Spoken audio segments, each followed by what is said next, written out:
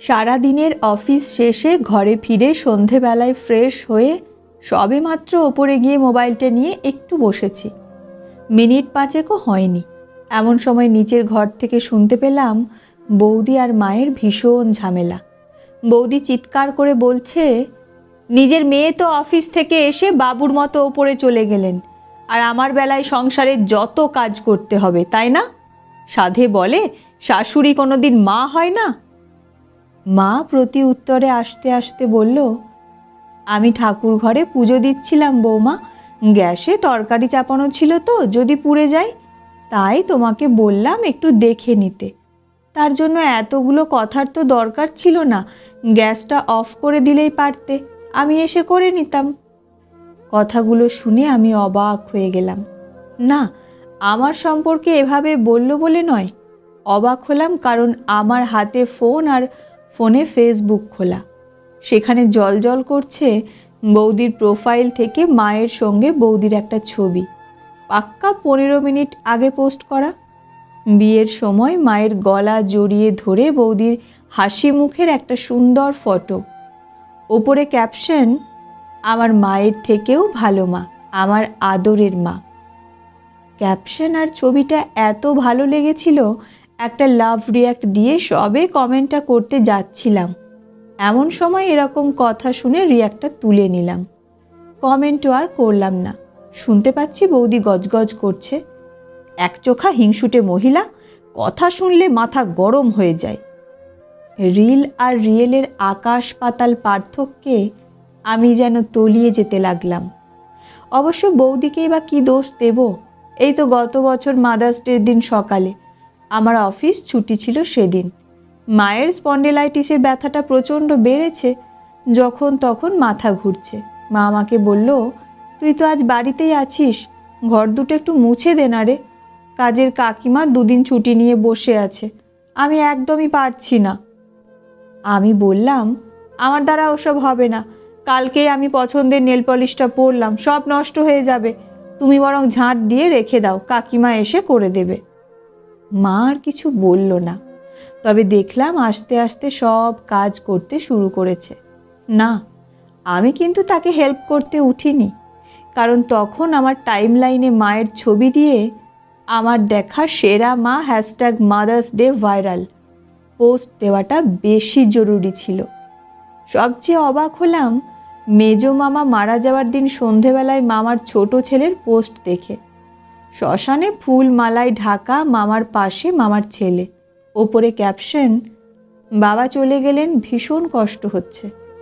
কেঁদে কেঁদে প্রায় জ্ঞান হারানো দিদাকে সামলাতে সামলাতে আমার মনে হচ্ছিল, আচ্ছা, কমেন্টে রেস্ট ইন পিস শব্দ 3টে কি মানুষের যন্ত্রণা কমিয়ে দেয়? তাহলে দিদাকেও একটু শিখিয়ে দিতাম। আবার এই সেদিন আমার অফিসের কলিগ মিত্রা পুরুলিয়া বেড়াতে যাওয়ার একটা ভিডিও স্টোরিতে দিয়েছিল। আগুন রঙা ফুল ভর্তি পলাশ গাছের নিচে ওর বরের সঙ্গে সুন্দর একটা শর্ট ভিডিও। এমন সুন্দর পরিবেশটা দেখে আমি কিছু মন্তব্য করব কি? আমি স্টান্ড হয়ে গেলাম, কারণ অফিসের জুনিয়র ম্যানেজারের সঙ্গে ওর ঘনিষ্ঠ সম্পর্কের কথা সবাই জানে। সবাই এও জানে স্বামীর সঙ্গে ওর সম্পর্ক এখন এতটাই তলানিতে যে খুব তাড়াতাড়ি ওরা হয়তো আলাদা হয়ে যাবে। কোনটা ঠিক আর কোনটা ভুল স্থির করার আগেই দেখলাম জুনিয়র ম্যানেজার প্রতিমের সঙ্গে মিত্রা হাসতে হাসতে অফিসে ঢুকছে। টিং টিং করে হোয়াটসঅ্যাপে মেসেজ ঢুকলো। সারা দিন হোয়াটসঅ্যাপ চেক করার সময় পাই না, এখন একটু ফাঁকা আছি বলে স্টোরিটা খুলতেই প্রথম স্টোরিতে দেখি কলেজ বেলার বান্ধবী খুব সুন্দর একটা নেকলেস পরে ছবি দিয়েছে। নিচে লেখা, গত বছর বিবাহ বার্ষিকীতে বরের তরফ থেকে সেরা উপহার। অথচ পরশু রাতেই আমাকে ফোনে জানিয়েছে ওর ওপর বরের অমানসিক ফিজিক্যাল টর্চারের কাহিনী। কোনটা সত্যি আর কোনটা মিথ্যে কে জানে। তারপর এই পাশের পাড়ার মিত্র কাকুর ছেলে সুবীরদাকে দেখি প্রতি সপ্তাহে স্টেজ ফাংশনের রিলস, ছবি, ভিডিও পোস্ট করতে। প্রচুর ভিউজ, অনেক কমেন্টস পড়ে। মোটামুটি পাড়ার এখন চেনা মুখ। সবাই ভাবে জেনারেল লাইন ছেড়ে বেলাইনে গিয়ে ছেলেটা কাজের কাজ করেছে। অথচ আমি জানি সুবীরদা পার স্টেজ শো করে কত পাই। সেটা শুনলে একজন দিনমজুরও লজ্জা পাবে। সবাই ভাবে এত টাকা, এত নাম, এত রং, এত আলো। শুধু আমি জানি আমাদের সম্পর্কটা পরিণতি পায়নি শুধু সুবিরদার এই আনস্টেবল জীবনটার জন্য। সত্যি, আমরা তো আমাদের কাছের মানুষগুলোর কাছে খোলা বই হয়ে উঠতেই চাই। আমাদের জমে থাকা সুখ দুঃখ, পাওয়া না পাওয়া, তৃপ্তি অতৃপ্তি সব প্রকাশ করতে চাই। অথচ জাজমেন্টাল এই সমাজ বড্ড বিষাক্ত জায়গা। তাই বোধহয় মুখ বই আজ আমাদের সব থেকে বড় মুখোশ হয়ে গেছে। এখানে আমরা একটা পচা আপেলের ভালো দিকটাই শুধু দেখতে পাই, নষ্ট হয়ে যাওয়া দিকটা সযত্নে লুকিয়ে রাখে আড়ালে। নষ্ট হয়ে যাওয়া দিকটা সযত্নে লুকিয়ে রাখা থাকে আড়ালে।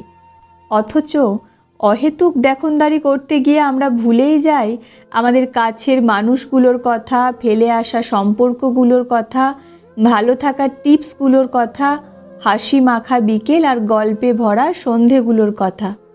আমাদের জীবন আর জগৎ জুড়ে এখন শুধুই ক্যামেরা, রিলস, ভিডিও, ছবি, লাইক, কমেন্টস, ভিউজ, শেয়ার আর ভাইরাল, এই কটা শব্দ। আমরা ভুলে গেছি ফেসবুক আসলে ফেক বুক। মাঝে মাঝে মনে হয় সোশ্যাল মিডিয়ার মতো বড় ব্লটিং পেপার আর কিচ্ছু নেই। তাই তো আমাদের সোজা সরল আসল মনটাও শুষে নিয়ে কবে যে এতটা আবেগহীন, রুক্ষ, শুষ্ক করে তুলল আমরা টেরই পেলাম না।